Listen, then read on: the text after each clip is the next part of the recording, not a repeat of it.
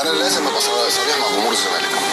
لازم جمهور الزمالك يعرف الموقف اللي فيه الزمالك اللي هو انت النهارده ما عندكش القوه الشرائيه ان انت تقدر تنافس الاهلي وبيراميدز. انت النهارده ما عندكش القوه الشرائيه ان انت تقدر تنافس الاهلي وبيراميدز ومنافسته على لعيبه والتعاقد مع لعيبه من ناحيه القوه الشرائيه.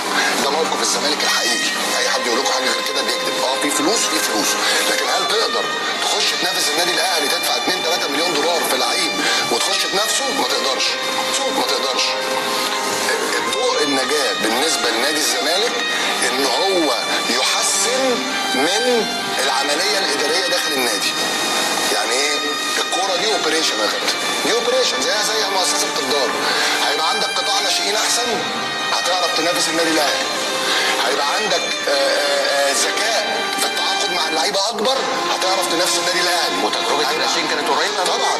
هيبقى عندك القدره ان انت توفر كل جنيه تقدر توفره هتقدر تنافس النادي الاهلي. انما هتخش دلوقتي، انا بقول لازم ابقى صريح مع الجمهور، هخش تيت دلوقتي راس براس في اي صفقه بالوضع المالي الحالي لنادي الزمالك مش هعرف انافس، مش هعرف ادخل.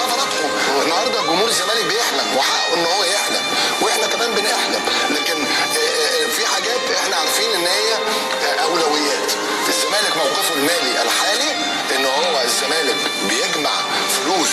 هو العقوبه مين السبب؟ مش دي قصتها. مين السبب؟ مش بتكلم في مين السبب. في اخطاء وصلت للكلام ده لكن النهارده الواقع بيقول لك كابتن بركات الزمالك هيتوقف قطعي.